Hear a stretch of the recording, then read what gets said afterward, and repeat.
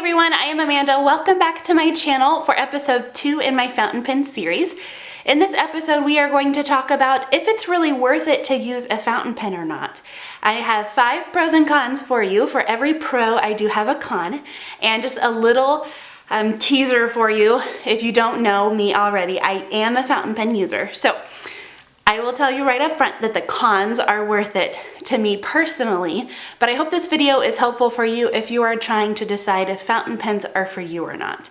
So I have 5 pros. The very first one is how smooth the writing is. A lot of people use fountain pens because of the great writing experience that they get with them.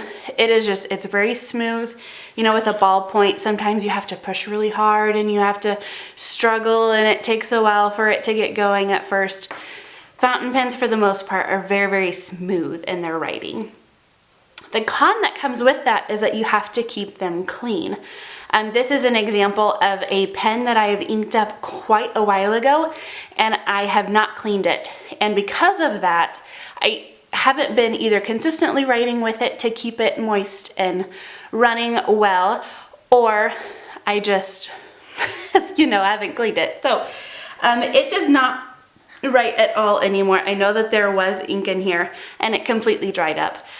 So if you are inking up a whole bunch of pens all at once, you either need to be consistently using them or cleaning them and switching out the inks so that you don't let the ink dry up.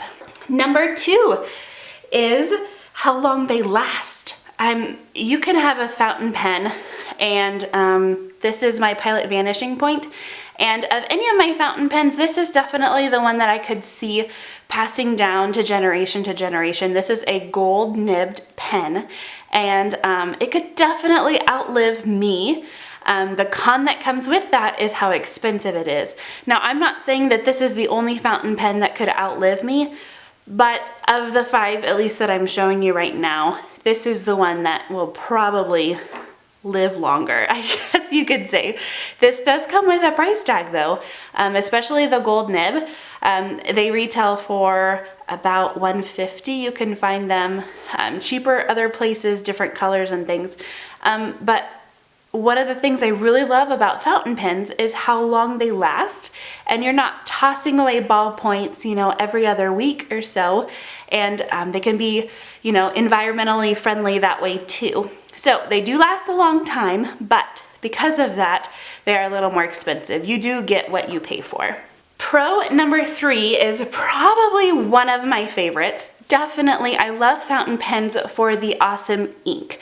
So several very cool things that are happening in the ink world right now. You have some shimmer, you have some really cool sheen. You can see this is like 2 different colored inks. The shimmer on this, the glitter is just crazy with that gold. It is so pretty. And then this one has a really fun red sheen along the edges that you wouldn't be expecting with that teal ink. So the con that comes with this, of course, is how messy the inks can be. You can see that I have ink marks on my fingers.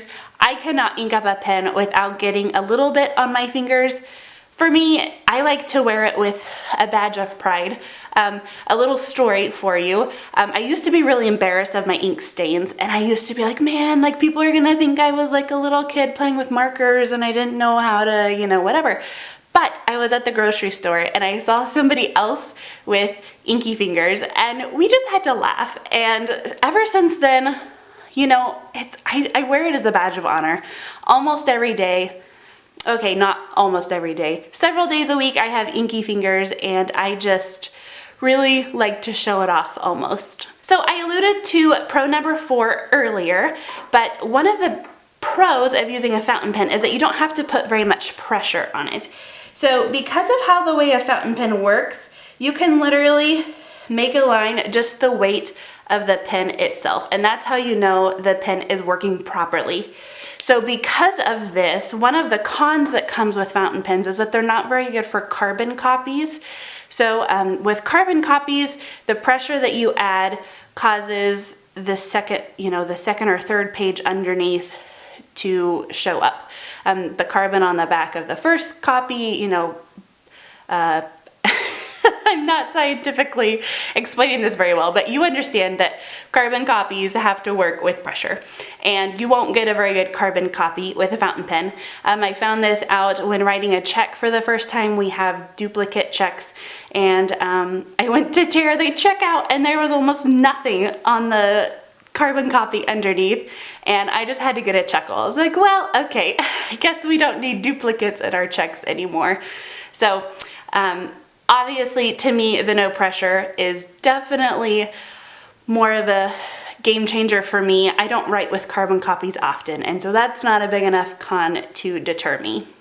The last pro I have for you, and there are so many, but I wanted to limit it to 5, is how that you can express your creativity with fountain pens. I don't have any of the ones that I'm going to talk to you about, but I'm going to pop some pictures in here. There is a shark pen for all you shark lovers. There is also a company called Benu that makes very flashy, sparkly fountain pens, if that is something that you are interested in. And there is also a Gin House snake or dragon, I believe it's a dragon actually, pen. And like I said, I don't have any of these aren't my style, but they definitely can help you express your creativity if you are wanting something a little more flashy. The con that comes to this, obviously, I guess if you consider it a con, is that it will draw attention to yourself. Having a fountain pen alone is enough to draw attention to yourself. If you are in a meeting or anything, people are going to recognize eventually the pen that you are using. This is the first pen that I remember using in one of our teacher meetings. And after a while, people kind of started looking over at me. I was like, what are you writing with? You know, the body doesn't look that much different. You can get these in roller balls or ballpoints, but you know, it's the nib. They're all like, what are you writing with? So something like this is not going to draw attention as much of the ones that I showed you earlier in the pictures, but using a fountain pen definitely will draw attention.